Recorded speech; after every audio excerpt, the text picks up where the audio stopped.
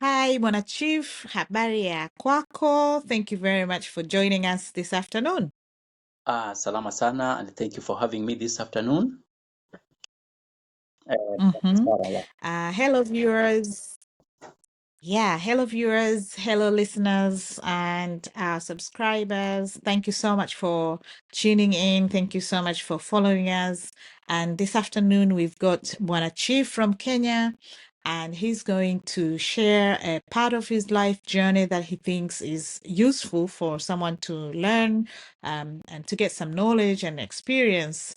And once again, I really want to make a note that Bwana Chief is a man from Kenya, and as we always know, men don't usually share what they go through in life, but I'm very grateful for Bwana Chief kujitokeza na kuweza kuongea na sisi.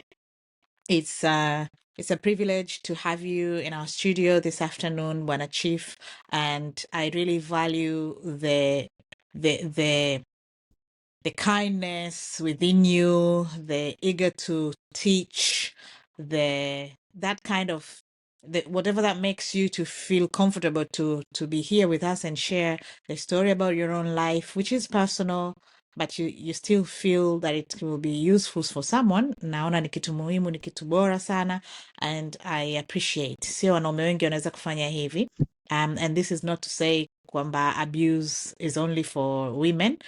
It can, be done upon anyone. So nafikiri it's a very good thing to have you on as a man, a very prominent figure in your community, lakini bado umeona ni muhimu kufanya hicho unachofanya. Asante sana. So without further ado, let me ask you to introduce yourself and carry on walking us through your journey. Thank you. Karibu sana, Bwana Chief. thank you so much once again, Madam Busara, for having me this afternoon. And of course, first I give you the consent to do the recording of this audio, and also Thank just you. to try to understand, to bring you to speed what I've gone through in life and what it means, Mhm. how it merits some attention and outside there, so that fellow men may come on board, or rather may come out from their hideouts, be able to speak certain things that are actually affecting them, because most of the time issues to do with the relationships are always directed to women, like they're the weaker sex. So anything that happens, them who are mostly affected. But as men also, we are so much affected in one way or the other.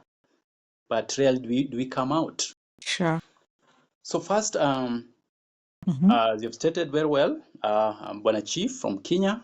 I'm a researcher, and I'm also I was married at one time, and God blessed us with 3 children.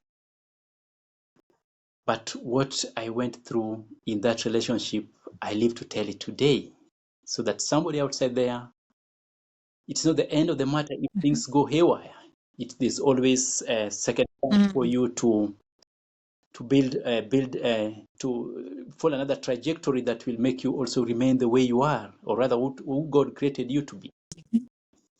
So first I would say Mhm. that it was not a rosy path as such, because sometimes you Mm. put a lot of trust in somebody, but it doesn't augur well in the long run. So Yeah. I had a wife whom I trusted so Mhm. much, and I remained so faithful because once I made a decision to get into that relationship, it was the Mhm. final. I had to lock all other doors. Anything to do with the relationship was out of order in my life. So I said I would rather stick to this other part, because once you get somebody, what else do you need outside there? You need to only just to build, maybe to empower that particular person, so that the two of you can build your destiny together. So what I did first was, after God had blessed us with three children, I took my wife to college, my ex-wife to college, and Yeah. she was there for some time. And after graduation, ended up went ahead to organize how she can get employed with the government, because I consider government as offering jobs by the government are guaranteed. There's job sustainability as opposed to the private sector. Mm. which I did very well. Mhm. And because she's a teacher, Mhm. alikuwa akapata kazi mashinani huko the countryside, up country as people Okay. fight.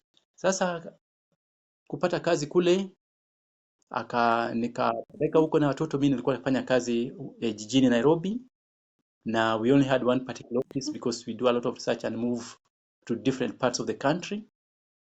We could be deployed anywhere, or rather go Mm. to investigate certain things anywhere, rather do that, those researches in those particular areas. So nikawapeleka nyumbani, nikatafutia makao na nikawacha pale, nikamwacha sasa aendelee na kazi, mimi nikifanya kazi humu jijini. Little did I know that Oh, so at the time, at the time uliwapeleka kule mama alikwenda na watoto ukawapatia home yeah, where she had gone to work at. exactly. Okay. Yes, I got them a place where they're staying, and I took care of all the things that they needed to have at that particular place, enrolled the children in a private school on the other side. Sasa Yeah. nikasema wacha nishughulike huku, but after 2 weeks I used to pay them a visit after every 2 weeks Right. because of the nature of the work, Mm-hmm. and of course that traveling aspect, and also to give them time do one or two things. Sasa mimi nikabaki jijini akiwa kule. Kumbe wakati akiwa kule akashikana na walimu, hasa sana mwalimu mkuu wa shule. Kushikana na mwalimu, urafiki kaanzia hapo. Sasa mimi niko huku jijini, lakini sijui kile kinaendelea kule, because you don't micromanage somebody's life, or rather you don't micromanage a Yeah. partner in a relationship, because you give her all the freedom. Mm-hmm. Sasa Mm-hmm. kule Mm-hmm. uhusiano ukaanza. I think she had all the freedom because I had given her a lot of freedom while we were together, because tukiwa pamoja, hawa watoto watatu wote wakiwa wamezaliwa, hakuna siku huyo dada aliwahi kukanyaga hospitali kupeleka mtoto hata clinic. Wote walizaliwa Okay. hospitali, lakini baada ya kuletwa nyumbani, shughuli nyingine ya kupeleka clinic ilikuwa jukumu langu. And the reason why I was doing this is because of experience, that because here in Kenya, men are first attended to, especially when they take children to the hospital, because they are being encouraged to be in the lives of their children, because most of the time they are always out. Okay. Mtoto akilelewa akiwa mkubwa hata juange wengine baba yao, mababa wengine anaitwa kama wageni, akikuja nyumbani mgeni amerudi, because the child never Yeah, they don't know them. anatoka asubuhi anarudi saa 3 usiku. Mtoto aliamka saa 2 akalala saa 2 usiku, baba amerudi usiku saa 3, na kila uchao hawajuani. So I don't want to be a stranger in my family, so I used to do that, taking children to clinic, hivyo mpaka Sorry, nafikiri nilikupoteza kidogo. Naona nilikupoteza kidogo. Rudia tena kwamba you said sorry, nilikuwa nimekupoteza kidogo. Yeah, labda unaweza kurudia kwamba you didn't want to be a stranger in your own children's life, right? Yeah, most men are strangers in their children's lives, and that's why when things are happening in the country, unasikia mzazi anasema umeongea na mama yake, because fathers are not there. Hata mashule wakati nilikuwa nafundisha, They're very absent.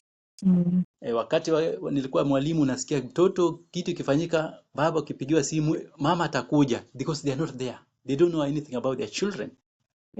So me, I said, I don't want to be a stranger to my children. So I used to take them to clinic like that, and besides, huyu madam kuna siku alijinunulia hata manguo. I used to buy this to show her that yes, I've been busy for long, but I need also to take care of her, because it's not about giving her, providing for them food and all that. Covering her is also another part of that relationship.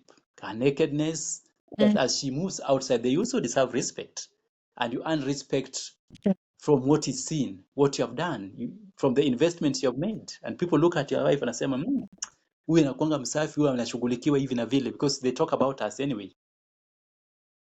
So I said, no, let me be very different. I wanted to have a very different perspective of family. So I used to do Right. that and more. So even my earnings, she knew everything about every coin, mpaka pin code ya Mm-hmm. pin ya namba ya simu ya Mpesa, pin ya bank ATM. She We. knew everything. Wacha. Yes, Hiyo ni details zingine. yes. Yani anaweza to access everything. That's very good. And I also, should congratulate you with that kind of a heart. Sio wanaume wote wakubwa hivyo. and thank you so much. Alafu simu, Mm, wakati nikiwa kule naambia enda na simu yangu, you'll answer all my calls hata ukiwa kazini. Answer all my calls. I want to be yeah. them. Sasa ikirudi jioni, so and Okay. so called you, just Yes. to create that atmosphere that I am not the same person nikiwa kule, I'm the same person Yeah. here today. You see, so she knew. I think according to her, she saw it as a weakness. Sasa akasema huyu, Oh, she took advantage. This guy has a weakness. yeah. Nipatia simu. Yeah. Yeah, ningeka. Sometimes very having some secret things is because like when these people, I Mhm. don't know whether it is the case, but she took advantage of that openness. I was very open because like Mhm. once you're married, It's so sad. yeah, It's so sad. People can take advantage of your openness. You're willing to do something for the benefit of both or the family entire, and then mtu anaamua kuchukua on one side of it. That's really it selfishness. was so hard. Mm. So when later on, sasa ndio Mhm. when I came back to Nairobi, and I say that Mhm. ni wakati wowote after some times when now they started this relationship with the head teacher, I had a lot Okay. of STIs, the infections. Anytime I go there, I must come back with an infection. Oh, And I asked, yeah. am I the one? Is traveling or are the vehicles I'm using having infections inside? So I said, now what else do I need to use? So Mhm. ikaendelea hivyo for almost 3 months.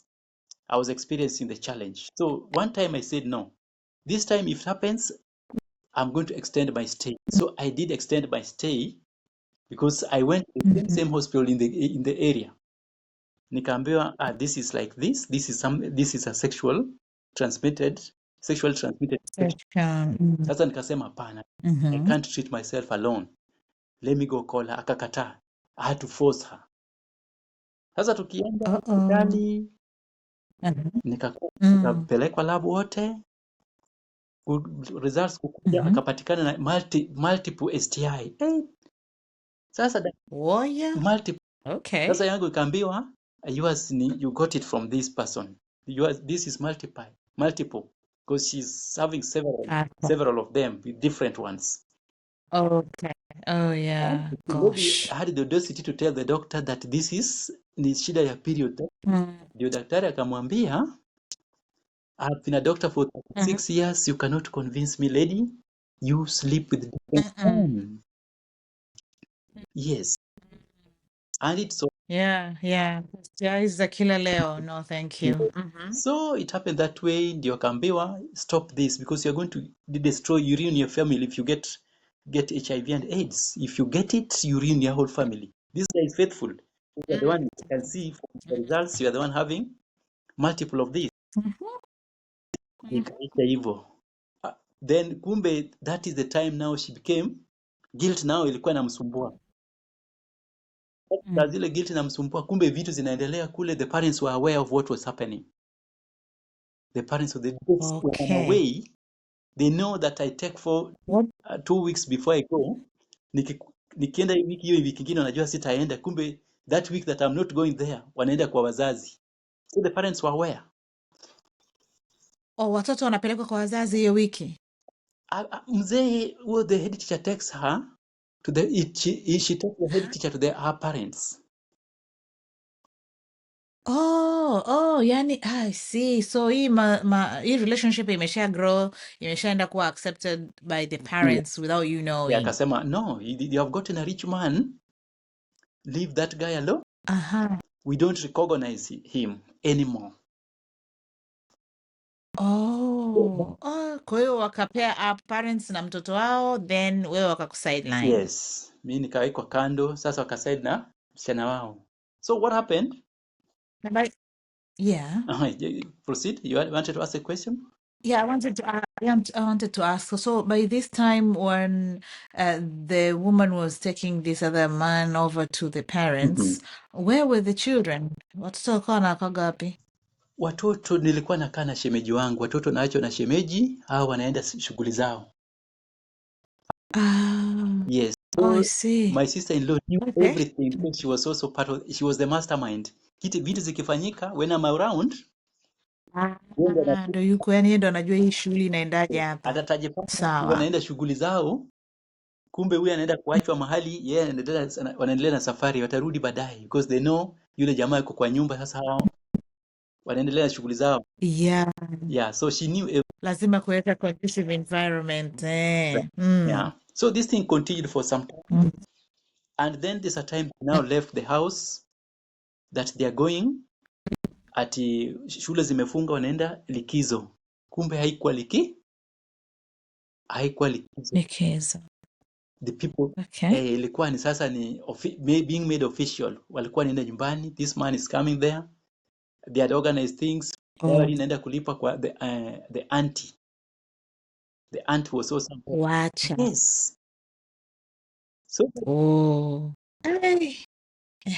so wakaenda wakafanya hivyo. Msichana baadaye, mi brother yake ndiye ananipigia simu, ndugu yake, I was staying with him, nikamtafutia paka kazi. Sasa the young man raised the issue, akasema this cannot happen, this guy took you from nowhere, this guy is the one who helped me get a job, now you are telling me you are married, is here where? Ndio jamaa akanipigia simu akaniambia, do you know what is happening? That time I was in Nairobi. So and so ako has another husband, she has been married and the parents are aware, you please come, the children watoto wameachwa huku. Sasa alichukua watoto akaacha kwao wao na the man, akaenda kumrentisha, got a house somewhere, maisha ikaendelea hivyo hivyo. So when I came back nyumba, nikapata kijana aliwekwa ati kulinda nyumba, kumbe wale washahama. My dear, I cried. Yani wewe umekutana na nyumba empty. Nyumba empty, tumepata tu nini, a stranger at taking care of the house. A stranger, Mke, watoto wamerelocate to nowhere. watoto wameacha na grandparents. The lady is nowhere. You see, with the husband. So what I did, I collapsed in the house, nikapeleka hospitali for 2 days, ndio I came back to my senses, because I didn't expect that such a thing. Thank you. I had never. It's a shock. Yeah, I get it. Shocking. So I went to the area chief, reported the matter. Hey, chief akanituma tu kwa children's department, akaniandikia barua, nikamwambia hapana, you pursue your children, how the children are, where the children are, then we can talk from there. Msichana akapigiwa simu akasema ye ako kwake. So I went to the parents, wanted to know what is happening. Kufika huko, I got a rude shock. I was told that umekuja hapa kama nani? We don't recognize you. In fact, vitu zako unachukua saa hii. Zile dowry ulileta hapa inachukuliwa unaenda nayo saa hii. That's now the mother was telling. Na nikafukuzwa hivyo. They gave me back what was there, but we didn't take them. We didn't take. Oh my goodness. Yeah, we didn't take those things. Ukasema if this is what you have decided, we don't do that in a society. Msichana, that time she was there. Akaniambia yeye ameamua. She has gone. No turning back. The brother who had shared with me the information, naye nilipata amefukuzwa nyumbani. Akasema is a fool. Kwa sababu amelikisha news. Sasa huyu sio wa kwao tena. Yes. Na isitoke. I see. Sasa hapo ndio kwenda kufukuzwa, nikarudi kwa children's office. Children's office ndio akapigia simu, ndio ndugu yake kaleta watoto kwa ofisi wa watoto. So I picked the children from the children's office. Baada ya kuchukua Oh, hapo, hao wakaenda okay. Mhm. kotini. They were taking advantage of the laws governing the children's rights that as long as they are minors they have to be Uh-huh. where their mother is. Sasa Yeah. nikapelekwa kotini. Mimi saa hizo nishapewa watoto, niko na watoto, ikakuwa shughuli, yani ilikuwa mateso sana sasa kotini, because kotini walienda Ndio. kupigana huko. I got almost 6 court orders, being arrested, doing this. They go Okay. so much stories in that particular court Mm. about me. Mm. Sasa magistrate, because they have been compromised, they took sides also. Mm-hmm. So every time I Mm. was getting court orders, I'm needed in court to take the children. Watoto nayo ukiwaambia tu Mhm. huko hatuwezi enda. Tulipigwa sana na shosho. My grandmother alikuwa anatupiga huko sana, hatuwezi enda huko. So it was like Oh. that, like children were. In fact, that is one of the things that compelled this young man to call me, that watoto wanateseka hapa, wanapigwa hapa na the grandmother. Anapiga. Oh, sasa tuseme shosho alikuwa anawapiga because labda alikuwa na take sides kwamba ni watoto wa huyu bwana chief, yani vipi wanaharibu sasa hii mahusiano tena nini, au why was she rude to them? I did ask that, nikaambiwa ati the reason why she was like that is that the mother frustration from the villagers, akaambia you take your daughter from another marriage to give to another man and you expect that things will go right in your family. No way, it will not happen. I So out of see. frustrations, so she was Okay. venting those frustrations on the children, on my Wow. children. Hapo wakati Mm. nilienda huko, the reception I got was the worst ever in life. It was so bad. Ooh, I felt like, why? pole sana. But God is faithful. Nilikuwa sober, nikatoka tu, nikafukuzwa hivyo.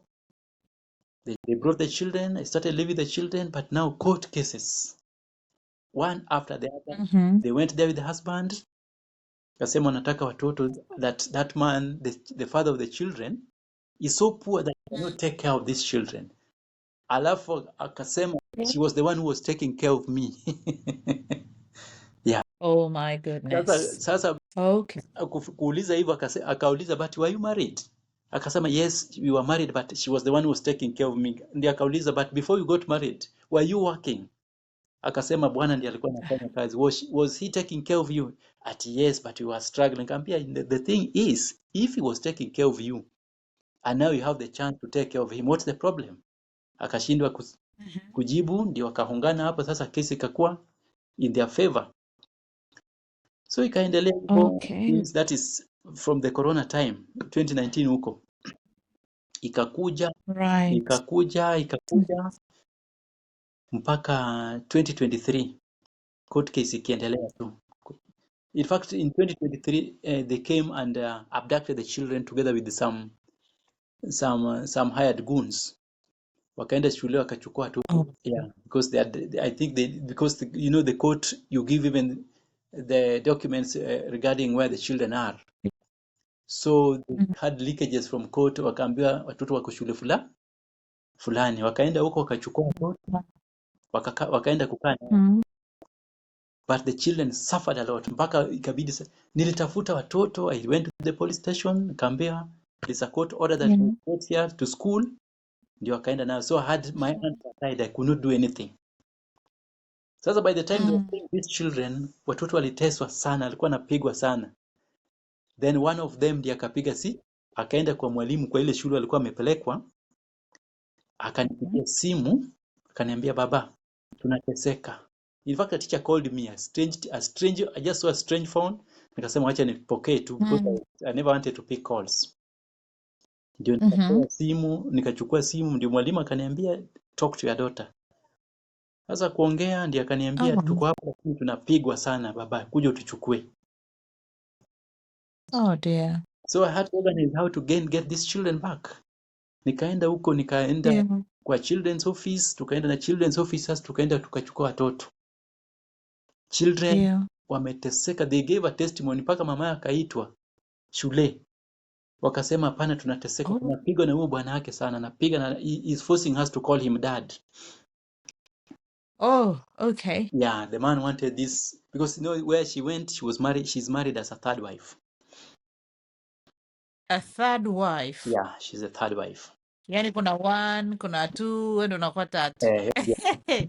All right, okay. Yeah, so Watu wana moyo. yeah, so that happened like that. Nikachukua watoto nikarudi nayo Nairobi. Lakini ilikuwa mateso one after the other. Still tukiwa huku the relatives were in the were working with the police officers walikuwa nakuja. They got a lot of threats here and there every time. We are not at peace. Paka kazi niliacha kabisa. Oh, yeah. Kuja tu. I thank God for the church where I was because the church stood with me.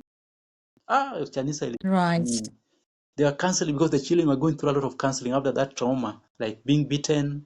Oh. Mi mwenyewe so Mm-hmm. much traumatized, nikasema now what is this? Tayari ushawachia upande wao waendelee na maisha, but they are still giving you a lot of hell here. Every time mara unapelekwa huku, mara unazungushwa, mara threats. Hata ikifika Any chaos mwanzo mwisho. and by the time I was taken, the little boy was barely 3 years. Oh Yeah. no. He was barely 3 years. Now he's 9 years. Yeah. Mkubwa alikuwa 5, mkubwa alikuwa 6, alafu mwenye anamfuata alikuwa 5 years. Saa hizi moja My goodness, they were so young, so they young. were so young. Nimestruggle na hao watoto all Yeah, I this can year. I said imagine. I'll take care of. And I told God, because you have given me these ones to take care of, give me the grace. Mwanzo I had a lot Yeah. of dealing with the children because hata kuna wakati nilikuwa nakasirika sana. I prayed, I Uh-huh. told God, give me the grace to take care of these little souls. I don't want them to suffer the way they have suffered. Because that's the time the Wow. enemy will actually push you to the wall. Unapatia mtoto kidogo Mm. ashamwaga and you see you don't have a job, anamwaga ile kidogo iko. Yeah. You can imagine hiyo hasira. Yeah. Like God you've gave struggled to me bring that and then na ni mtoto so you can't do much na yeah. amekosea tu ni bahati mbaya but well because you know the struggle you're facing inakupa hasira. Yes. Oh, So I God cannot gave me the imagine the handling, the management of that as a man grace. and the 3 children and obviously there's a young girl and 2 boys. Yes. Ingekuwa ni kazi ngumu sana. In fact, people used to ask me, how do you take fellow men? How do you take care of 3? If even one they cannot take care. Shule ile Absolutely. kwa ile shule niliwapeleka, head teacher aliniuliza, how do you take care of 3? Kama wake ni mmoja akiachiwa Mhm. atapeleka nyumbani. But now you are taking care of 3 and not in 1 year, not in 1 day, over the years. Yeah. You are just with them. Na wako kwa different ages. Yani Ages. they come with their own challenges as they grow. Kwanza mdogo. Ai, pole. Na hongera sana. You deserve, hongera nyingi. Thank you so much. Mhm. Mdogo nilikuwa nabeba napeleka shule, itabidi utoke mahali because wakati huo nilikuwa kwa mjengo, natoka huko Mhm. naenda kuwachukua shule, ukirudi unaenda kutafuta chakula, ukirudi ni kuwaosha wote, kuwapatia kitu ya jioni ya kukula, kufanya kila kazi ile inaweza Yeah. fanyika. By saa zingine they used to sleep Yeah. very late because umerudi late ndio unaenda kutafuta chakula. Watoto Yeah. wamechoka. These children have gone through a lot. They have gone through a lot. Absolutely. Sometimes umeenda kwa mjengo umeambia mtalipwa kesho. Utakuja, you boil water, mnakunywa na kulala, and they have to wake up very early in the morning. You have to take them to school. Mm.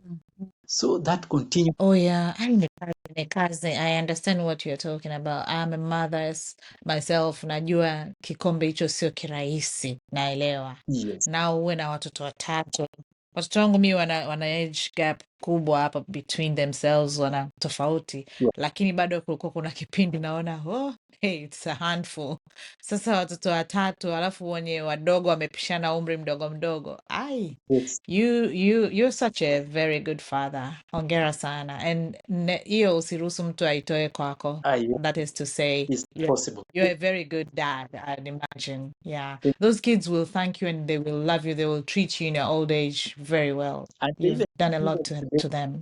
they Yeah. tell me today that dad, kama ungetutoa pale dad tungekufa. Because like now the eldest Imagine. boy had said that he was going to commit suicide. Kasema, Baba, the way you see Oh. my sister being beaten because yeye alisema Oh. I can't call somebody a dad who is not my dad. Yes, I Yeah. can't call you Yeah. dad. You're not my dad. I know my father. So by the time I got to school, the same on Oh. the day I went to pick them from school, I got there, Mm-hmm. was shocked. Wakasema, this is the father of the children. Whoever comes here is not a father. Look at the way they look like their father. So hata Wow. sikujitetea, waliniambia tu, no, this is the, And it is given, it's shown. and the way the Wow. children saw me, they wept like hysterically weeping, just weeping like you can't control it. Akasema, these children have missed something from their dad. So the children stuck to me and Oh. said, no, dad, hata kama unaenda kulala kwa msitu leo, tunaenda na wewe.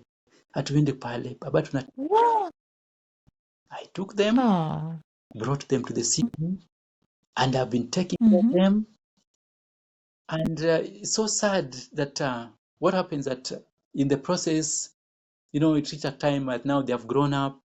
They are now grown up, and Mm-hmm. like now we want to have a balanced scorecard in their lives. People Mm-hmm. come to you and say that, me, I'm interested.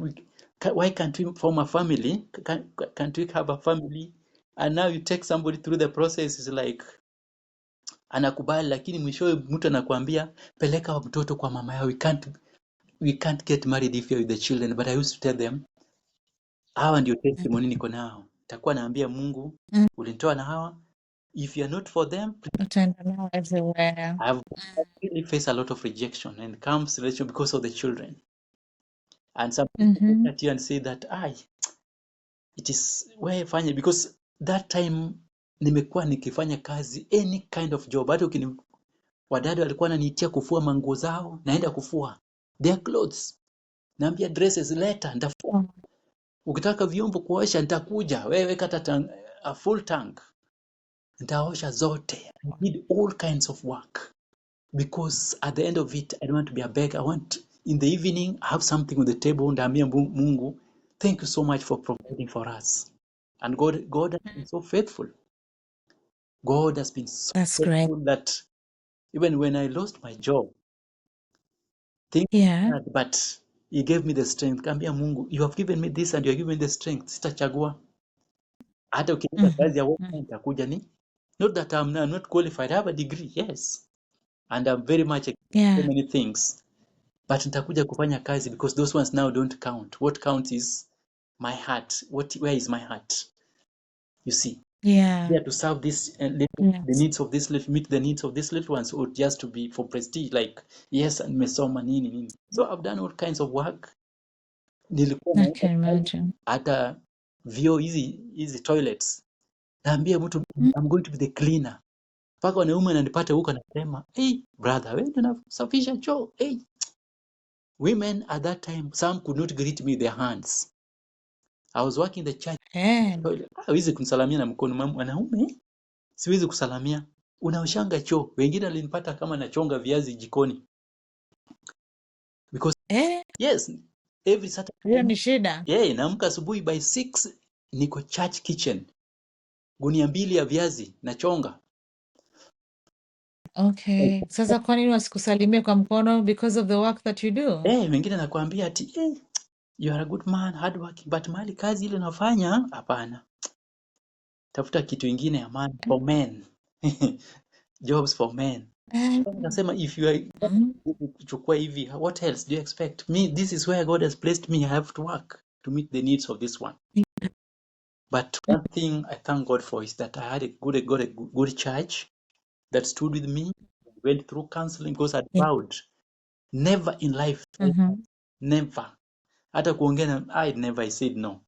You become faithful because in most instances it is men who are unfaithful. mhm. But here is a woman Yeah. being so unfaithful to you despite what you are doing. Mhm, Mpaka mhm. that's the time now somebody goes back to alcohol. Unasikia ati so Oh, nowadays is a perpetual member in this club, wanakujanga na mzee mpaka nashangaa. So oh. this was somebody who was hiding kama, and I learned that people have different priorities in life, but Mhm. it has not been a rosy path. But because of that, one thing I've come to learn is that I know I can handle any child whatsoever because I know where the gap is. That if a man can take responsibility and spend time with these little boys, hii mambo ya Yes. kupunish a child, you have not instructed the child na akifanya makosa unampunish. It is not the right thing. Punish somebody because you have given True. instruction and mtoto tu hajaelewa, lakini also don't just punish, correct. Have because me I have a session with the children every Friday. They Yeah. assess me, kaniambia baba, juzi ulijivaa vibaya, ulivaa oversized trouser and you are shocked. You put on this. Okay. They assess me too. So I said, now, Yeah. if children can see me this way, what about the outside world? Because their eyes, Right. with them, they don't hide. Huko nje utasikia anakuona Yes. anasema, wacha mwanaume ang'ang'ane na gani. Hawa ni kung'ang'ana. So God has been so faithful. I've learned so much from the children. And again, this that God has when you're taking care of these children. This gives you a certain grace that you will never lack anything good from God. If you're taking care of them, not out of compulsion, you are not compelled, but Yeah. from your heart, you say, let me, Yeah. ni mbaya, wacha niwe, Mungu atakuonekania. I know that. I've experienced it. Because there are times things are not working at all, but I tell God, me, I'm a steward of these little ones. You know how well you have led me to take care of them in such a way that what I have is I share with them. And I try to go out of Yeah. my way to make sure they live a way that they'll always go to bed saying, if it were not of you, God, who else could have done this? And because of that, I've learned the fact that as a parent, don't tell the children, I'll buy you this. Tell them, let's trust God because God is the provider. And then God will give Yeah. so that you give them. Once you give them, tell them God provided. You direct their attention Yes. towards God more than you. And by Oh, speaking, yes. you find themselves inclined to God, and every time they're telling God about you. Instead of you telling God about them, they are telling God about you. Help our dad this. Oh, So I have heard them sometimes praying, telling God, this is what we want to see. Help dad do this. dear. Yeah. So it has taught me so Wow. much. I can say, man, yes, we are also vulnerable. But our Yeah. vulnerability is a Yeah. based vulnerability that will compel you to get to the roots of understanding who these children are. Times and again, Yeah. in women and put a lot of trust, or sometimes people abuse them, but you're abusing a weaker sex, sometimes they can let you down, despite the fact that you may be able to protect them.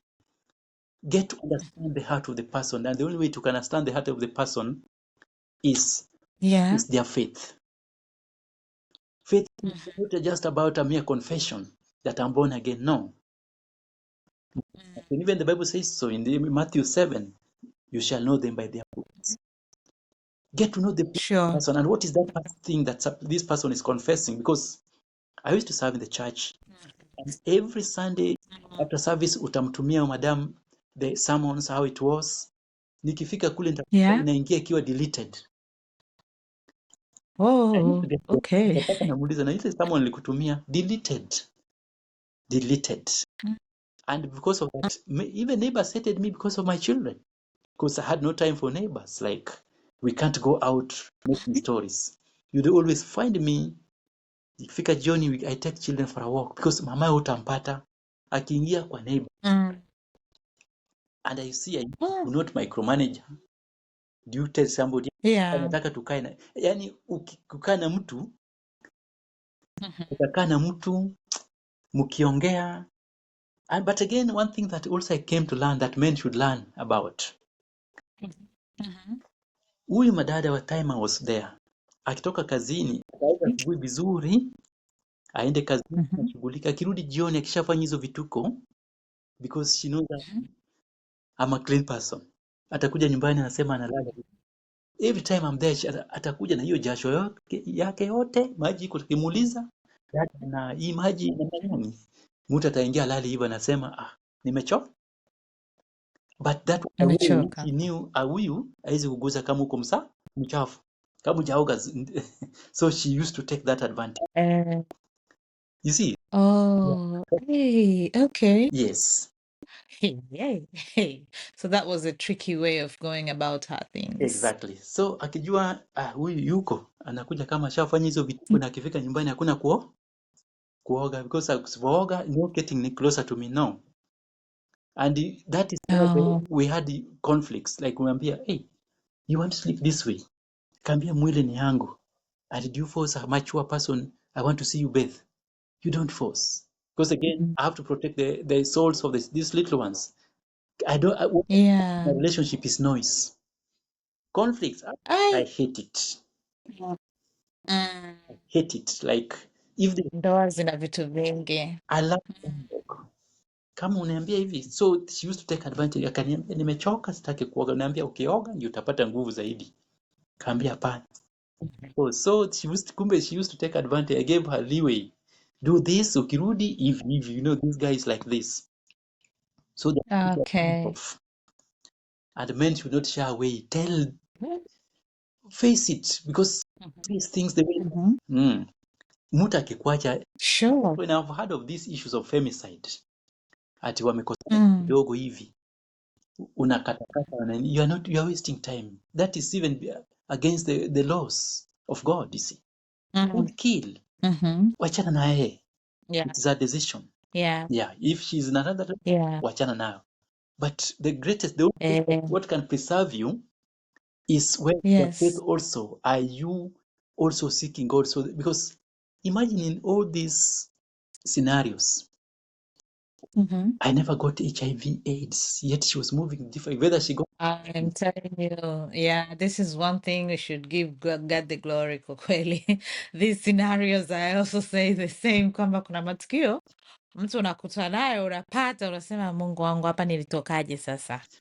These things are scary, very scaring. lakini yes, I join you in this, kumshukuru Mungu kwamba you are safe Um, and the kids are safe, and yes, because tunaishi kwenye ulimwengu ulioharibika sana than you can ever imagine, ever. So ni saa nyingine ni Mungu tu, it's not even by our own works or knowledge, ni Mungu tu. Mungu tu ndo anatusaidia tunafika exactly. So salama. that Yeah, and in fact, yeah. times and again, children when they tell me, Dad, kama kuna we Mm-hmm. always tell God, we tell God, thank you for our dear dad. They were telling me the other day, having a prayer because they pray. We pray together. We have sessions with Yeah, them. Yeah, yeah. there's something we'll always tell God is to bring you God. Mm. We have seen so much, we have Mm. experienced a lot of things, but you have never forsaken us. I could Mm. come Mm. because, like I used to, when I used to work, sometimes go for these workshops. Mimi ya Yeah. workshops najifanya mimi ni mgonjwa, chakula yangu ifungwe. I want a packed meal, nitaenda kukula Mm. nyumbani. I'm still feeling bad, but at that time I'm very Yeah. because I can imagine Yeah. mimi nitakula hizi chakula nzuri nzuri, Vitu nononono and then watoto wakosa. Yeah. labda tulikula greens, mboga tu. Sasa nasema sasa saa hii nimewekewa hii na hii, nikamwambia pana, najipakulia lakini nifungie, naenda kukula nyumbani, naenda kutakula baadaye. I'm still feeling very bad but very hungry. Sasa nitafungiwa, lakini Yeah. jioni nikifika nyumbani Uh-huh. wanalia, anasema hey baba, all this huku kula juu ya sisi. They used to cry, especially the eldest boy used to cry, anasema baba, Yeah. una deny yourself for our sake. Hey baba, you care for us. Wow. So that Wow. has continued to this day. There are things I will let go Wow. for the sake of these little ones. Mm. Yeah, but again, one thing is that get to know the person you are marrying. And Mm. what That's a very important thing, I'd say. what helped me so much also is the power of forgiveness. I forgave and I forgot. Come on, if at all I was going to vent my anger on her, yet ningepata Yeah. ugonjwa, Yeah. lakini you protected me. Why not forgive? You protected me. Yeah. Easy. You have to move on. Yes, Mm. I forgive. Mhm. Forgive na nikaseparate. I never dream of her. Never even think. It's like I Wow. never got such a person in life because since the court Yeah. was ended, She has never called even to say her Yeah. children. Never. I don't know where she is. Not even a phone call. To this point, she has never given a call for the children check. Yes, never, never, never, never. For Kuna watu wanani. 2023 around March, she has never Mm, called to say hi. Not that I didn't change my number, but no. never Mm, called even to say hi to the children. And the children have never asked me where is she because they knew what happened. And I didn't start them up mm, against her. I always tell them, pray for her. She's your mother. She did, mm, but they tell me that yes, she is. We don't refute that, but wacha ishie hapo tu. mhm. Yeah, watch back. In fact, you tell Well, such a story for the mhm. girl, she'll cry, literally cry, sema baba usianze, Yeah, tulipitia machungu sana. And I agree. yeah, Okay, kwa kweli, Bwana Chief, I know this can be longer, and in the interest of time, yeah. maybe we can wind up to this point. Mhm. But I have learnt a lot listening to you. Nimejifunza vitu vingi while you're talking. Nime highlight a number of things to begin with. Issue ya how you took the responsibility of being a father to take your children to the clinics, to school, to all these places to do the shoppings for your family, all that stuff. Now, why you were doing that, and so it's a very great lesson. Kwa nini ulikuwa unafanya hivyo? So ideally, cultures nyingi huwa zina shape watu the way they behave. Mhm. Na seeing the way you turned around, and did something a little bit different and with the benefit of whom you cared for, kwa kweli, it's such a bonus. I really salute you more for that. Thank you so much. Lakini pili, I appreciate how you have been such a tolerant guy, kuvumilia mambo yote hayo and putting a focus over the little ones. It's such a heart and a half, I would say. Watu wengi wangewaacha watoto, wangewaabandon. Unakuta watoto wengi, ndio maana we have watoto wa mtaani. Watoto wa mtaa hauzai watoto.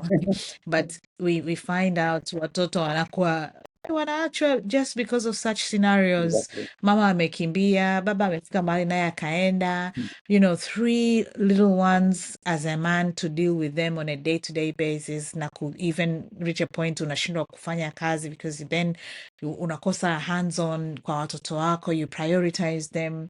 That is such a great love. And again, hawa watoto watakuwa wakiona na kuheshimu sana. No, thank I believe mtu anayesikiliza anayepita kwenye such a scenario au anayemfahamu mtu anayepita kwenye such a scenario will really give you credits for this.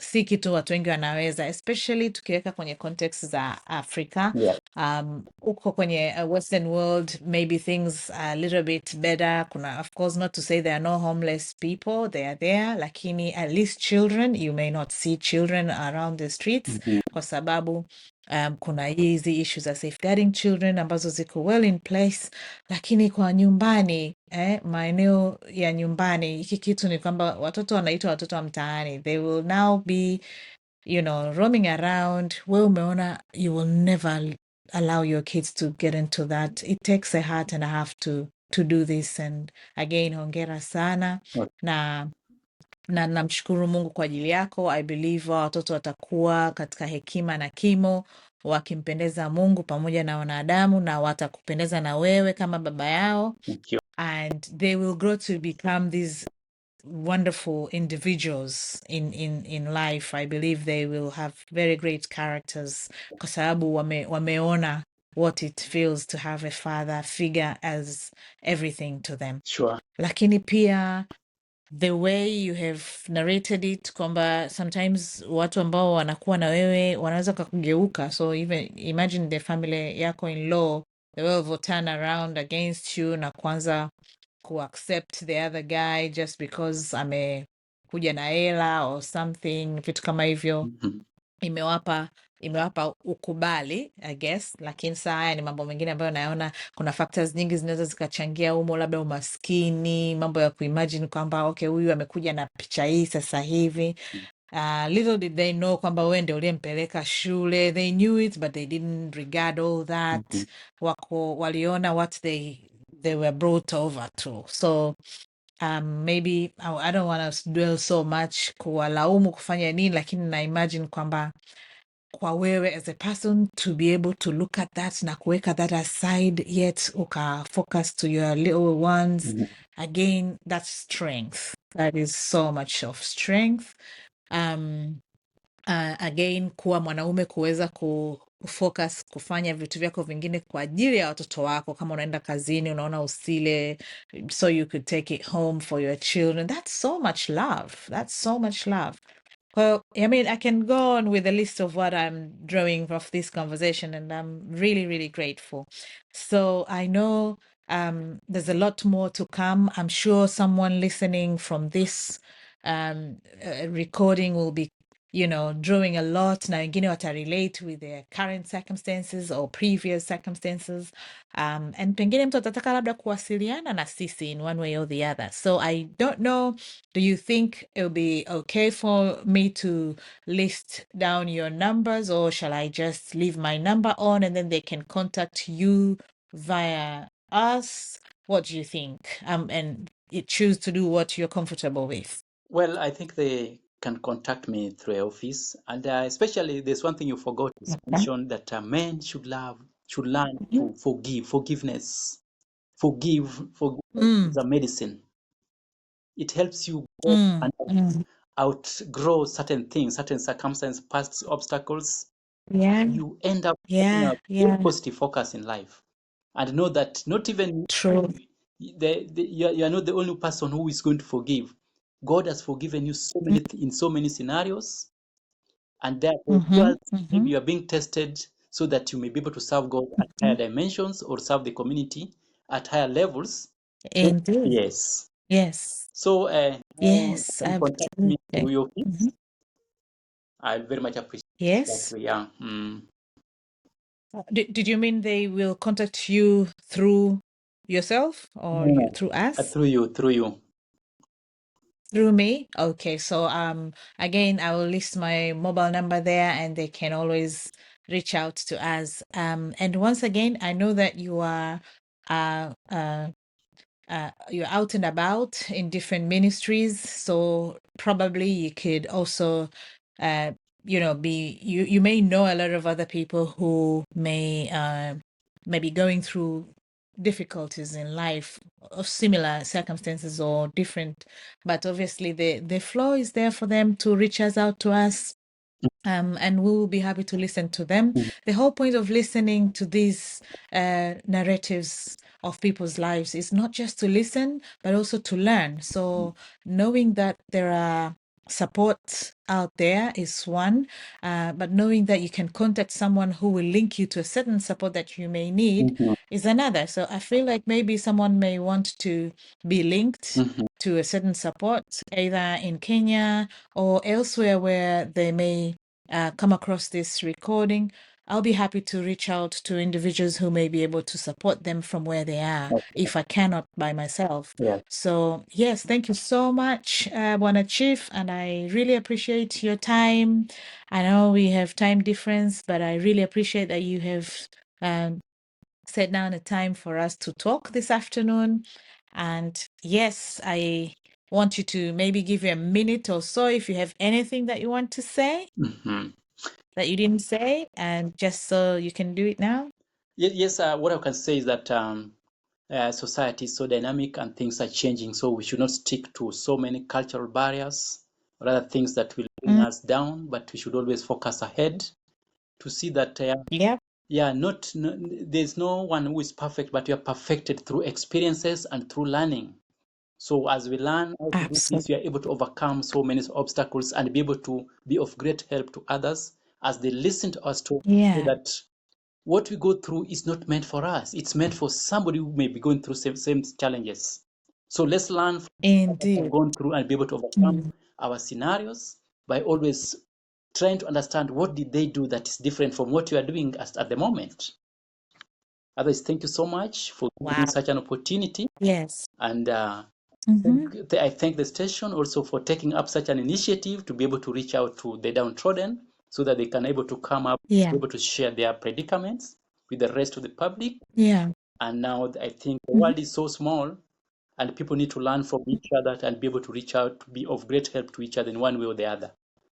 Thank you so much once again. Absolutely. Mhm. Yes, you are warmly welcome. You've nailed it. You said what I wanted to say. Thank you ever so much. Until next time.